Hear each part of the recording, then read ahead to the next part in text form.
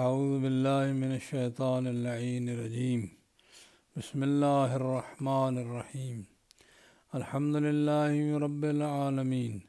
الصلاة والسلام على سيدنا ونبينا وطبيب نفوسنا بالقاسم محمد وعلى آله الطيبين الطاهرين المعصومين الذين أذهب الله عنهم الرجس وطهرهم تطهيرا واللعن الدائم على أعدائهم أجمعين. أما بعد فأعوذ بالله من الشيطان الرجيم.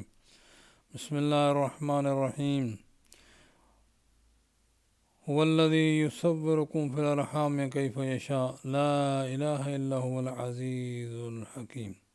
هو الذي أنزل عليك الكتاب منه آيات محكمات هن أم الكتاب وأخرى متشابهات فأما الذين في قلوبهم زيغ فيتبعون ما تشابه منه ابتغاء الفتنة وابتغاء تاويله وما يعلم تاويله إلا الله والراسخون في العلم يقولون آمنا به كل من عند ربنا وما يذكر إلا أولو الألباب ربنا لا تزغ قلوبنا بعد إذ هديتنا وهب لنا من لدنك رحمة إنك أنت الوهاب ربنا إنك جامع الناس ليوم لا ريب فيه إن الله لا يخلف الميعاد. صدق الله مولانا العظيم وصدق رسولنا الكريم ونحن على ذلك من الشاہدین والشاکرین والحمد للہ رب العالمین. معزز محترم سامعین، آپ کی خدمت میں سلام. ناچیز آج بھی آپ کی خدمت میں حاضر خدمت ہے. سورہ آل عمران کی آیت نمبر 6 اور 7 8 9 آپ کی خدمت میں تلاوت کی ہیں اور چند باتیں انہی سے لگتی حاضر کروں گا. آج کرنے کا مقصد یہی ہے کہ یہاں رب العالمین نے سب جانتے ہیں کہ جب وہ بہت ہی الذی وہی ہے یصورکم فی الارحام میں جس نے تمہاری تصویر اللہ کے ماں کے پیٹ میں بنائی ہے جیسے چاہا اور اس کے بغیر کوئی معبود نہیں ہے، عزیز و حکیم ہے. وہی اللہ ہے جس نے ہمیں بنایا ہے. اب یہ یصورکم کو الفاظ جو فرمائے ہیں تو یہ نہیں ہے کہ جو جب قرآن نازل ہو رہا تھا ان کو فرمایا، ان کو بھی فرمایا اور ہمیں بھی وہ کہہ رہا ہے. جب وہ کا کم فرماتا ہے تو ہم بھی اس کے مخاطبین میں سے ہوتے ہیں. تو اس مرحلے پر آ کر جو ہیں وہ جب میں نے کل بھی عرض کیا ہے کہ بعض لوگ بہت ہی دور جا پڑے قرآن سے جب وہ یہ بات کہتے ہیں کہ خلق اور تخلیق یہ خدا نے کسی اور کے ذمہ لگا دی ہے، یعنی ائمہ کے ذمہ یا حضرت علی کے ذمہ یا حضور کے ذمہ. حضور کا تو نام نہیں لیتے، حضرت علی کا نام لیتے ہیں. یہ بات غلط ہے. قرآن ٹوٹلی اس کو ایکسیپٹ نہیں فرماتا. پھر آگے فرمایا، اس کے ساتھ جوڑ کر فرمایا وہی تو ہے جس نے تیرے اوپر قرآن نازل کیا ہے پیغمبر. اس میں آیات ہیں جو محکمات ہیں، بڑی پختہ، بڑی واضح، جن کو سمجھنا آسان ہے، اور یہی ہیں جو اصل الکتاب ہیں. وَأُخَرُ متشابہات، اور دوسری آیات ہیں جو متشابہ ہیں، ایک جن کے معنی بڑے غور و فکر کے بعد سمجھ آتے ہیں. اگر بسا اوقات سمجھ میں نہیں آتے تو سوچنا پڑتا ہے کہ کہاں جا کر جو ہے اس کے معنی پوچھیں. فَأَمَّا الَّذِينَ فِي قُلُوبِهِمْ زَيْغٌ، جن کے دلوں میں ٹیڑھا پن ہے، یعنی جو بس مس یوز کرنا چاہتے ہیں ان الفاظ کو. فَيَتَّبِعُونَ مَا تَشَابَهَ مِنْهُ ابْتِغَاءَ الْفِتْنَةِ، وہ متشابہ آیات کو فالو کرتے ہیں فتنہ پیدا کرنے کے لیے، یعنی ڈیفرنسز پیدا کرنے کے لیے، فساد پیدا کرنے کے لیے، اور اس کی تعویل تاکہ اپنی طریقے سے موڑ لیں. صورتحال یہ ہے کہ ما یعلم تاویلہ، نہیں جانتا ان متشابہ آیات کی تعویل الا اللہ، یا اللہ جانتا ہے. اور اللہ سبحانہ وتعالیٰ جو ہیں وہ فرمایا اور راسخون فی العلم، جو راسخون فی العلم ہے یعنی ویل ورس ان نالج، بہت ہی ڈیپ نالج رکھتے ہیں اور وہ یہ دعائیں بھی مانگتے ہیں رب سے کہ یقولون ربنا آمنا بھی، ہم اس پر ایمان لائے ہیں، کل من عند ربک، کی سب کچھ تیرے ہمارے رب کی طرف سے ہے، وما یذکر الا اولو الالباب، اور یہ بات صرف عقل مند لوگ ہی سوچتے ہیں، غور و فکر کرتے ہیں۔ عزیزان گرامی، قرآن مجید میں سورہ بقرہ میں گزر چکا ہے کہ لوگ پیغمبر کی خدمت میں سلام باز کرتے تھے اور آ کر کہتے تھے کہ راعنا راعنا، اس کا مطلب اے ہمارے، راعنا کا مطلب دو ہوتے ہیں، ایک ہوتے ہیں ہمارے لیڈر اور ایک ہوتے ہیں جس کو کہتے ہیں نا چرواہا، جو بھیڑ بکری کو چراتا ہے۔ اب وہ اس طریقے سے گفتگو کر کے پیغمبر کی ہنستے تھے، توہین کرتے تھے، تو قرآن مجید نے کہا یہ لفظ ہی چھوڑ دو، اور میں کہو انظرنا، جب پیغمبر کو متوجہ کرنا ہو، بلانا ہو تو کہو انظرنا، ہماری طرف نظر فرمائیے، ہماری طرف نظر فرمائیے۔ یہ الفاظ اور بڑے اہم ہوتے ہیں، الفاظ سے انسان مسلمان ہوتا ہے، لا الہ الا اللہ محمد رسول اللہ پڑھ کے، اور اسی سے انکار بھی کرتا ہے۔ عرض کرنے کا مقصد یہی ہے کہ سوچ سمجھ کر بندہ مومن کو بات کرنے کا انداز بھی قرآن سکھاتا ہے اور ائمہ ہدیٰ علیہ السلام سکھاتے ہیں۔ ذرا غور فکر کر کے سوچ سمجھ کر بات کرنی چاہیے۔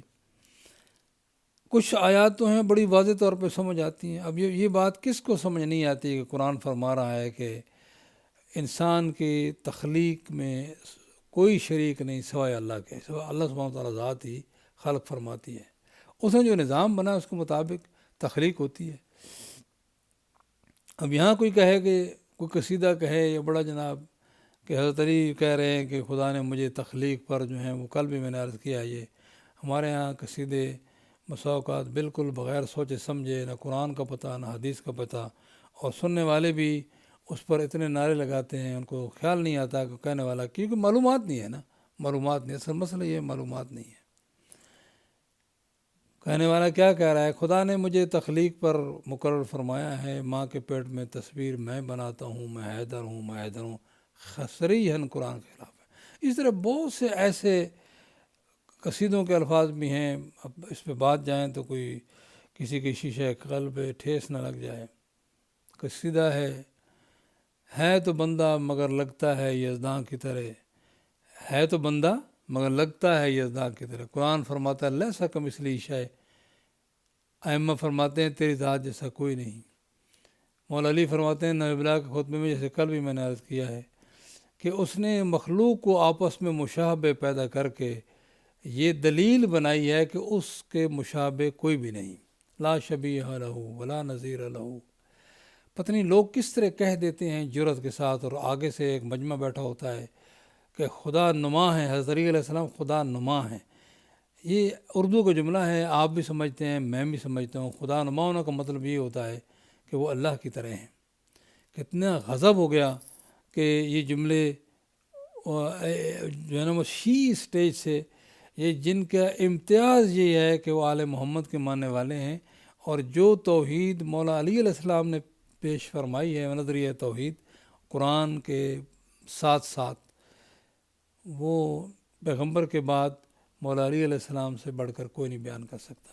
بلکہ میں تو یہ کہتا رہتا ہوں، یہ جملہ اگر یاد رکھ سکیں تو سامعین رکھیں، کہ جس آدمی نے پیغمبر کے بعد مولا علی سے توحید کا درس نہیں لیا، وہ اپنے آپ کو موحد نہیں کہہ سکتا، اس کی توحید میں شک ہے، نظریہ توحید میں شک ہے۔ تو متشابہ آیات جو ہیں وہ ان کو لے کر چل پڑتے ہیں۔ مثلاً یہ ہے قرآن نے فرمایا ید اللہ فوق ایدیہم، ہم نے جس کو اپنے ہاتھوں سے بنایا، میں اس میں اپنی روح ڈال دوں، حضرت آدم کے بارے میں اذا نفخت فیہ من روحی۔ حضرت نوح سے فرمایا میرے آنکھوں کے سامنے جو ہے وہ کشتی بناؤ، بسنا الفلک۔ اسی طرح کئی آیتیں ہیں جن کو اصل مسئلہ یہ ہے کہ ہماری زبان عربی بھی ہماری زبان ہے، خداوند متعال کے متعلق بات کرتے ہوئے وہ 100% نہیں بیان کر سکتی، لہذا وہ ہمارے ہی انداز، ہمارے ہی ضرب الامثال کو استعمال کرنا ہے قرآن نے۔ اب جو لوگ جو ہیں وہ بالکل ایسی غور و فکر نہیں کرتے اور معصومین سے علم نہیں لیتے، وہ کہتے ہیں خدا کے ہاتھ بھی ہیں، خدا کے آنکھیں بھی ہیں، خدا کی ٹانگ بھی ہے جو جہنم میں ڈالے گا، وہ آتا بھی ہے 15 شعبان کو پہلے آسمان پہ آ کر بیٹھتا ہے، آتا ہے جاتا ہے، کرسی پہ بیٹھتا ہے، واسع کرسی السماوات والارض۔ یہ باتیں وہ کرتے ہیں جنہوں نے آل محمد سے مسئلہ توحید نہیں سمجھنے کی کوشش کی۔ لیکن جو آل محمد کا نام بھی لے اور پھر بھی ایسے کہے کہ حضرت علی خدا نما ہے، عجیب بات ہے، خالق بھی نہیں، مخلوق ہے، رب بھی نہیں، مربوب ہے، پر خالق نما ہے، یہ کیا بات ہوئی؟ اور یا یہ کہیں کہ ہم تو اللہ کی بندگی کے لیے نہیں ہم تو علی کی بندگی کے لیے حضرت علی کی بندگی کے لیے پیدا ہوئے ہیں۔ قرآن کل بھی میں نے عرض کیا ہے، بڑے خطرناک صورتحال ہمارے ہی صفوں میں پیدا ہو گئی ہے، ہمارے ممبر سے الفاظ شروع ہو گئے ہیں۔ قرآن کہتے ہیں وما یعبد،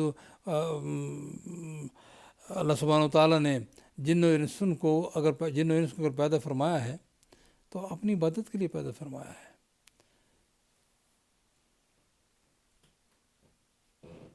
بہرحال یہ جب یہ صورتحال پیدا ہو کیا کیا جائے؟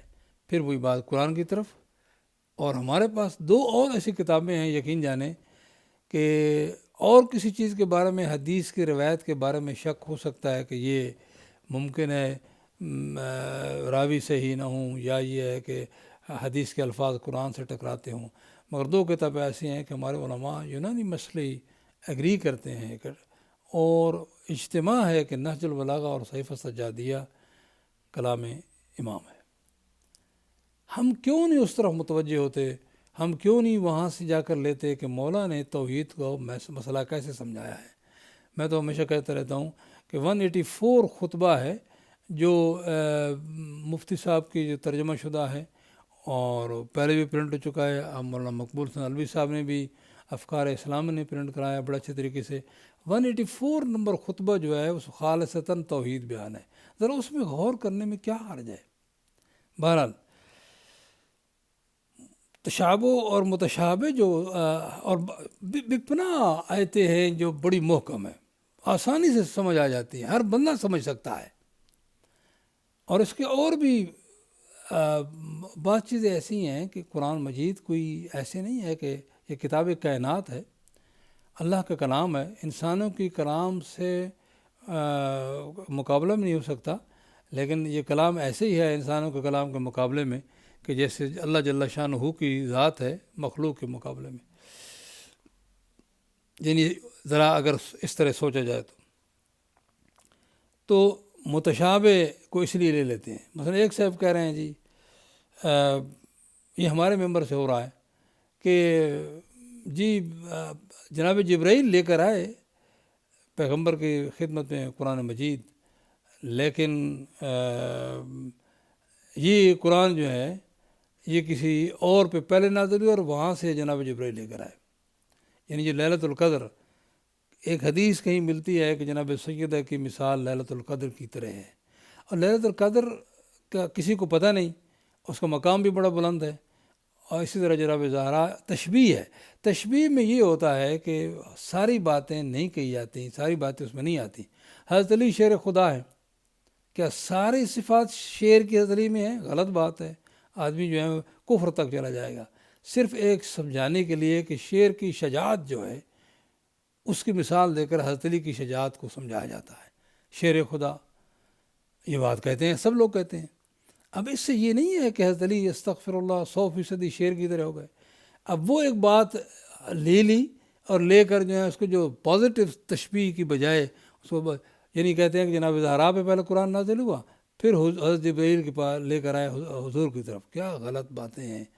جناب زہرا حضور سے افضل ہیں، حضور سے پہلے پیدا ہوئی ہیں، لا حول ولا قوت الا باللہ، حضور کی بیٹی ہیں، حضور کی تابعدار ہیں، حضور کی تابعدار ہیں، حضرت علی کی بھی تابعدار ہے، حضرت علی بھی جناب سیدہ کے سید و سردار ہیں، نظام اسلام میں بھی ہے، اور ظاہر ہے کہ پیغمبر کے الفاظ میں بھی ہر جگہ موجود ہے، پر اس کو میں اس بات کو بھی نہیں لیتا، صرف ایک جملے میں میرے خیال میں سمجھ آنا آسان ہے۔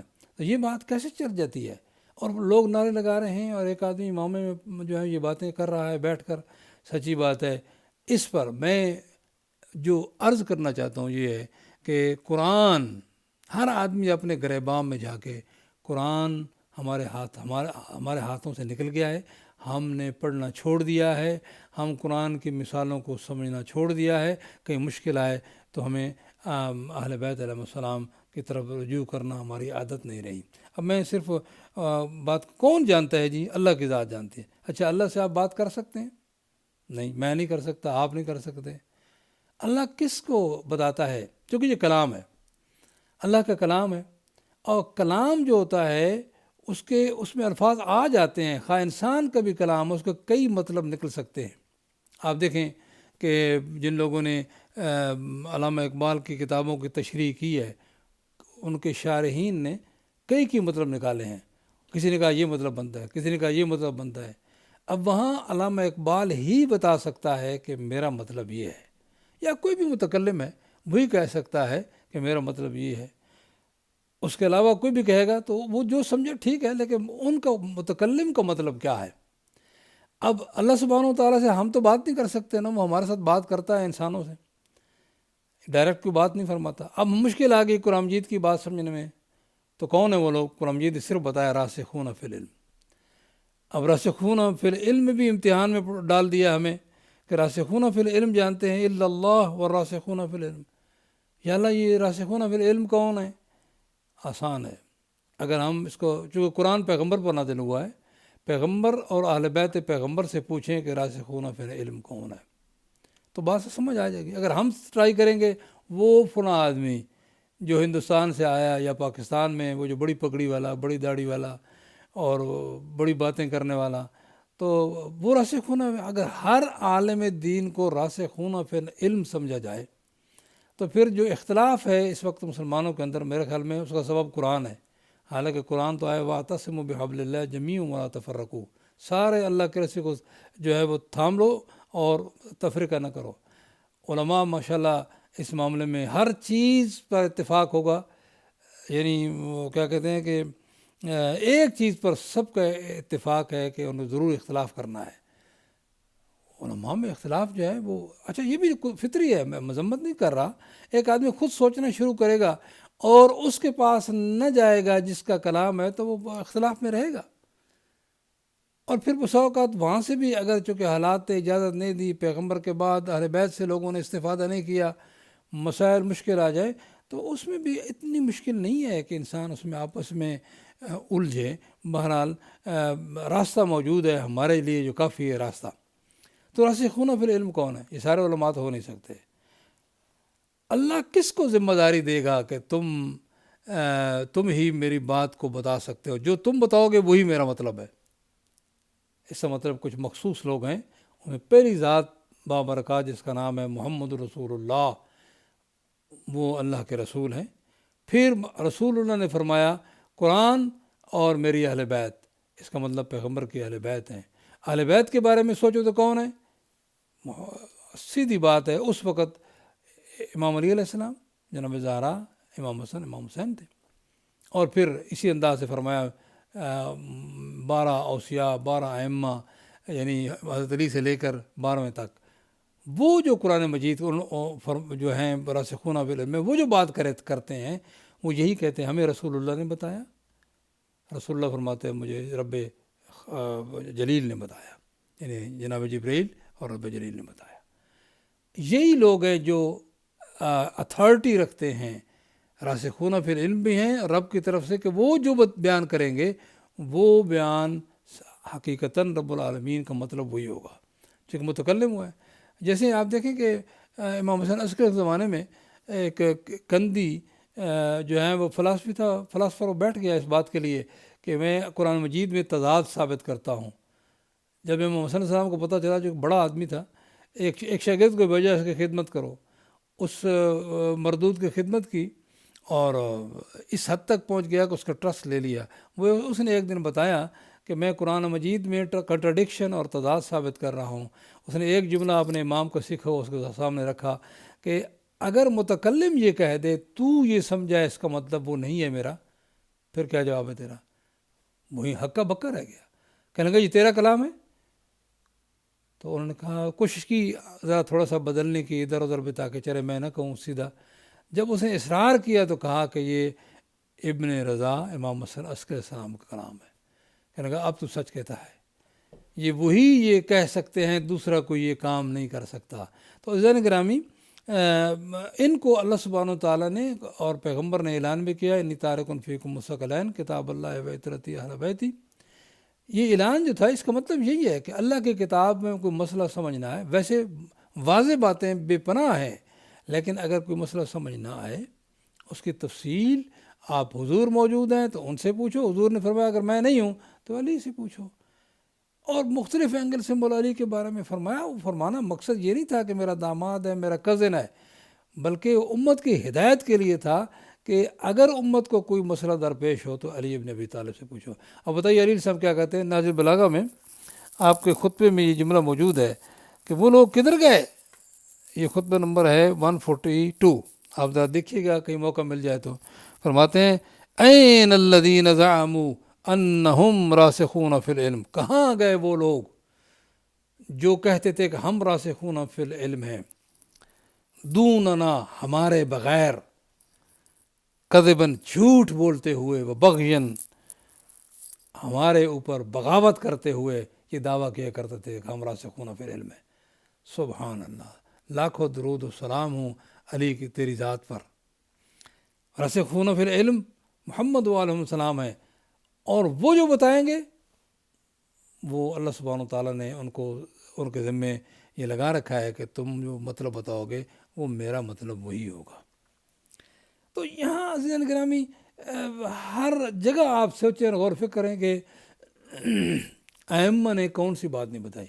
اب بتائیں کہ امام فرماتے ہیں ایک خطبے میں, فرماتے ہیں کہ مخلوق کو مشابہ پیدا کر کے, یہ دیکھیے خطبہ نمبر 183 ہے. میں ان لوگوں کو کہہ رہا ہوں جو ممبر پہ آ کر یہ کہتے ہیں کہ حضرت علی خدا نما ہیں, اور وہ جو کہتے ہیں کہ مختلف قسم کی باتیں کہ ہم وہ جو آیت میں پڑھنا چاہتا تھا, وما خلقت الجن والانس الا لیعبدون, کل بھی میں نے تلاوت کی کہ ہم نے جن انس کو اس لیے پیدا کیا کہ وہ عبادت کریں.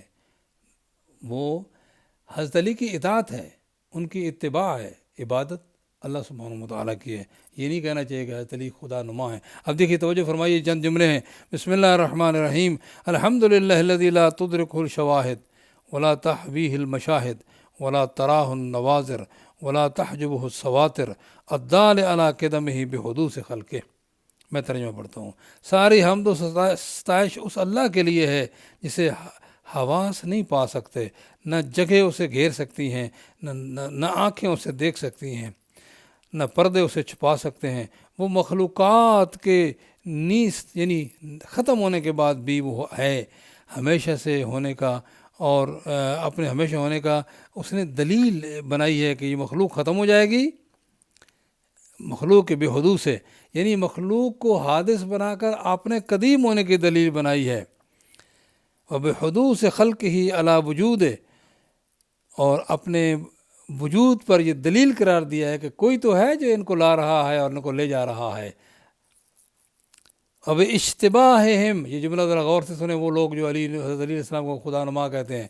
اب اشتباہہم علی ان لا شبہ لہو, اور ان کو ایک جیسا مشابہ بنا کر یہ دلیل بنایا ہے اپنی ذات پر کہ اس جیسا کوئی نہیں ہے. اللہ اکبر, اللہ اکبر, وللہ الحمد. یہ چیزیں ہیں کہ انسان کو ائمہ سے سیکھ کر پھر جا کر پبلک میں بیان کرنی چاہیے تاکہ پبلک جو ہے غلط سوچ نہ رکھے. آج ہمارے ہاں میں حیران ہوتا ہوں کہ جب لوگ جو ہیں رب العالمین کی بات کرتے ہیں تو بالکل ان کے علم میں اتنا وہ کمزوری ہوتی ہے کہ جیسے معلوم ہوتا ہے. حتیٰ کہ میں نے یہ بھی سنا ہے کہ استغفر اللہ ربی واتوب الیہ, خدا معاف کرے ہمیں یہ جملے نقل کرتے ہوئے بھی. اب کیا کریں, بتانا پڑتا ہے کہ اللہ جناب زہرا کے دروازے پہ آ کر جھاڑو دیتا ہے. لا حول ولا قوت, استغفر اللہ, اللہ ہم بری ان لوگوں سے. یہ لوگ سارے کے سارے دشمن خدا رسول اور علی ابن ابی طالب ہیں. بات کرتے ہی سوچتے بھی نہیں کہ لوگ گمراہ ہو جائیں گے اور قیامت کے روز ان کی گمراہی کو بھی جواب دینا پڑے گا۔ بہرحال فرمایا کہ راسخون فی العلم اس کا مطلب جانتے ہیں، جو ہمیشہ یہ کہتے ہیں یہ سب کچھ کل من عند ربنا، ہر چیز ہمارے رب کی طرف سے ہے، اور وما یذکر الا اولو الالباب، یہ عقل مند ہی یہ بات سوچ سکتے ہیں۔ اور پھر وہ یہ دعائیں ہمیشہ کرتے رہتے ہیں، ربنا لا تزغ قلوبنا بعد اذ ہدیتنا، ہدایت دینے کے بعد ہمارے دلوں میں ٹیڑھا پن نہ پیدا کرنا۔ مشکل ترین مسئلہ جو ہے ہر ایک کے لیے مسئلہ توحید ہے عزیزو، یہ اہل بیت سے لو، ورنہ اللہ نے فرمایا ہے کہ میں شرک نہیں معاف کروں گا، ہر چیز معاف کر دوں گا، یہ قرآن مجید میں موجود ہے۔ اننا لا یغفر ان یشرک بہ، یہ کوئی بات ہے؟ حضرت علی خدا نما ہے۔ ایک بندہ کیسے خدا نما ہو سکتا ہے کہ جس کے جو ہیں وہ صلاحیتیں محدود ہوں اور خداوند متعال کی ذات لا محدود ہو؟ کیسے مثال کیسے ہے؟ ائمہ چیخ چیخ کر کہہ رہے ہیں لا شبیہ لہو، یہ دعا افتتاح کو پڑھ کر دیکھیے، تیرا کوئی شبیہ نہیں، تیرا کوئی نظیر نہیں، تیرا کوئی مثیل نہیں۔ یہ کہاں سے مثال ہے؟ لا تضربوا للہ الامثال، خدا کی مثالیں نہ بیان کرو، بغیر علم ہی نہیں ہے تمہیں، بیان کیسے کرتے ہو؟ کس نے خدا کو دیکھا ہے؟ کس نے خداوند متعال کی ذات صرف اس دل کی آنکھوں سے سمجھا جا سکتا ہے، عقل و منطق سے سمجھا جا سکتا ہے، اور وہ بھی جب تک ائمہ ہاتھ نہ پکڑیں غرق ہونے کا خطرہ ہے، تباہ ہونے کا خطرہ ہے۔ ائمہ جہاں تک لے جانا چاہیں گے وہ لے جائیں گے، لہذا مسئلہ توحید ہر صورت میں قرآن اور ائمہ ہدیٰ علیہ السلام سے سیکھنا چاہیے۔ اور یہ دعائیں کرتے ہیں ربنا لا تزغ قلوبنا بعد اذ ہدیتنا وہب لنا من لدنک رحمہ، وہ ہر وقت ایسی دعائیں کرتے ہیں، یہی لوگ راسخون فی العلم۔ ہمارے لیے اپنی رحمت نازل فرما، انک انت الوہاب، تو بخشنے والا ہے۔ اے اللہ تو انک ربنا انک جامع الناس لیوم لا ریب فیہ، تو قیامت کے روز لوگوں کو جمع کرنے والا ہے۔ اننا لا یخلف المیعاد، یعنی قیامت کے روز شرمندگی نہیں ہونی چاہیے۔ میرے محترم سامعین، گزارش ہے آپ لوگوں سے، ماہ رمضان کا مہینہ، اس پہ قرآن پہ غور و فکر فرماؤ، نہج بلاغہ کو ساتھ رکھ لو۔ صحیفہ سجادیہ میں کیسے توحید سے ہم کلام ہوتا ہے، میں یہ کہتا رہتا ہوں، یاد رکھیے قرآن اللہ کا کلام ہے اپنی مخلوق کی طرف، نہج البلاغہ ایک اللہ کا بندہ خدا کی طرف بلا رہا ہے، صحیفہ سجادیہ ایک عبد، ایک عاجز و ناتوان عبد، محتاج عبد، جو اپنے آپ سے ارشاد فرماتے ہیں وہ رب العالمین سے ہم کلام ہے۔ ہمارے پاس کس چیز کی کمی ہے؟ ہم کیوں ایسی غالیانہ اور مفوضانہ باتیں کریں؟ ہم عزیزان گرامی پلیز اپنے ممبروں پر غور و فکر کرو، جو پڑھے لکھے ہو لوگوں کو سمجھاؤ، یہ تمہاری ہماری ذمہ داری ہے کہ لوگ سمجھیں اور اس پر عمل کریں۔ اللہ سبحانہ و تعالیٰ مجھے اور آپ کو توفیق عنایت فرمائے کہ ہم قرآن مجید پر غور و فکر کریں، اس لیے کہ قرآن مجید نے بڑی سختی سے فرمایا، شکایت کی ہے، افلا یتدبرون القرآن ام علی قلوب اقفالها، کیا یہ قرآن پہ غور و فکر نہیں کرتے یا ان کے دلوں پر تالے پڑے ہوئے ہیں؟ اللہ بہت سخت ناراضگی کا اظہار ہے۔ پیغمبر بھی قیامت کے روز رہے اس سے کہیں گے، شکایت کریں گے۔ بہرحال کہ قرآن کو لوگوں نے مہجور چھوڑ دیا، ایسے رکھ دیا، بس نام نہاد احترام کے مطابق رکھ دیا۔ نہیں، قرآن کا نام ہی ایسے ہے کہ اس کو ہر صورت میں پڑھتے رہنا چاہیے، پڑھتے رہنا چاہیے، پڑھتے رہنا چاہیے۔ یہی ایک طریقہ ہے کہ کل بھی میں پھر بھی عرض کروں گا انشاءاللہ آپ کی خدمت میں بھی کہ قرآن مجید کے متعلق امیر المومنین کے اور جو الفاظ ہیں، اللہ اکبر اللہ اکبر، کہ یہ بہترین وسیلہ ہے اللہ سے دعاؤں کی قبول کرانے کا، بہترین وسیلہ ہے، بہترین ذریعہ ہے۔ اگر تم قرآن کے ساتھ بیٹھو گے، یہ خطبہ نمبر 174 ہے، پلیز اگر دیکھ سکو تو دیکھو، اگر تم قرآن کے ساتھ بیٹھو گے تو ہدایت لے کر اٹھو گے اور گمراہی چھوڑ کر جاؤ گے۔ اللہ تعالیٰ مجھے اور آپ کو قرآن مجید کا ساتھی بنائے، قرآن مجید کو ہمارا ساتھی بنائے، قرآن مجید کی شفاعت نصیب فرمائے، تاکہ ائمہ بھی ہماری شفاعت کریں، اس لیے کہ آج قرآن بالکل ہمارے ساتھ ہے۔ قرآن مجید سے دوستی کرو تاکہ قرآن کی شفاعت نصیب ہو جائے۔